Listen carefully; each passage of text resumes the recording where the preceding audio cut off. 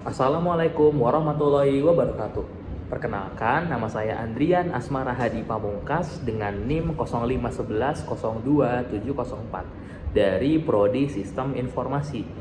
Dan judul video ini adalah Pancasila, dari alat kekuasaan menjadi cermin bangsa. Teman-teman bisa lihat foto di belakang, Pancasila, betul ya? Pancasila. Pancasila bukan sekedar 5 kalimat di dinding sekolah atau di layar ini. Ia adalah hasil perjalanan panjang bangsa Indonesia yang penuh dinamika, konflik, bahkan manipulasi. Dari awal kemerdekaan hingga era reformasi, makna Pancasila terus berubah mengikuti zaman. Dan disinilah kita, generasi muda, perlu bertanya, apakah Pancasila masih benar-benar hidup dalam kehidupan kita atau tidak? Di masa awal kemerdekaan, di sini dilihat ada proklamasi 1945 yang dilaksanakan oleh Insinyur Soekarno itu sendiri dan dibantu oleh Muhammad Hatta.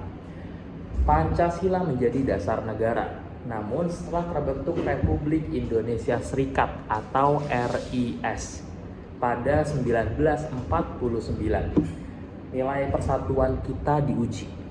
Banyak daerah ingin berpisah karena tekanan politik dari Belanda kala itu. Akhirnya, Indonesia kembali ke bentuk NKRI pada tahun 1950. Jadi kalau teman-teman mengira dari awal kita proklamasi itu disebut NKRI, itu tidak ya teman-teman ya.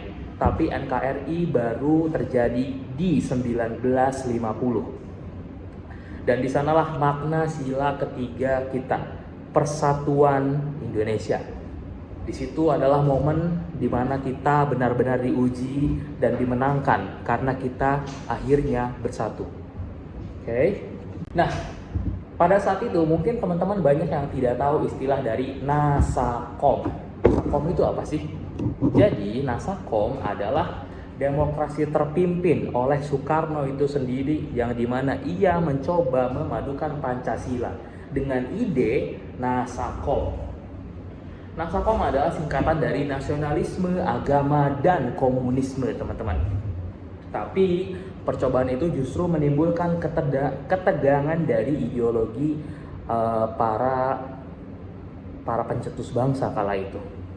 Dari sini kita belajar bahwa Pancasila tidak boleh dijadikan alat untuk menutupi ambisi politik, karena ia adalah nilai bersama, bukan milik dari satu pihak, bukan milik Soekarno, bukan milik Muhammad Hatta, tapi milik kita bersama sebagai warga negara Indonesia.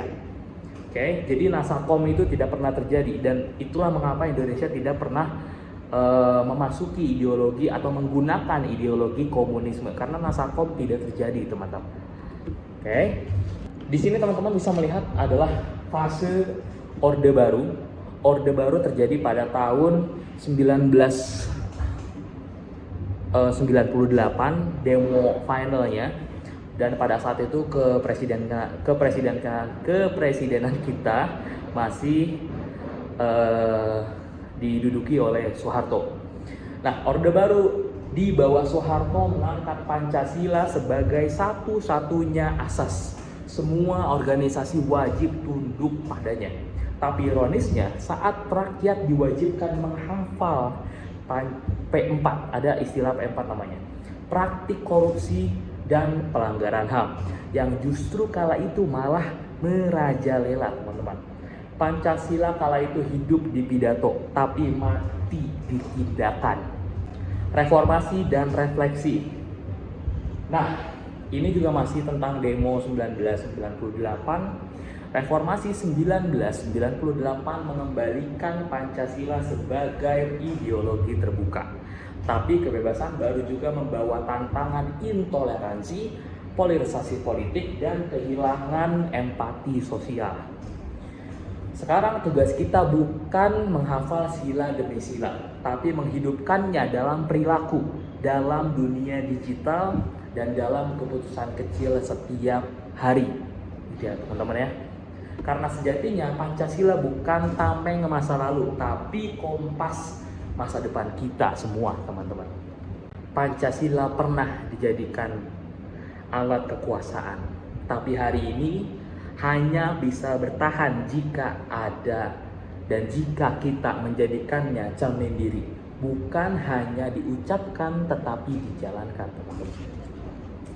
Wabillahi taufiq wal hidayah. Wassalamualaikum warahmatullahi wabarakatuh.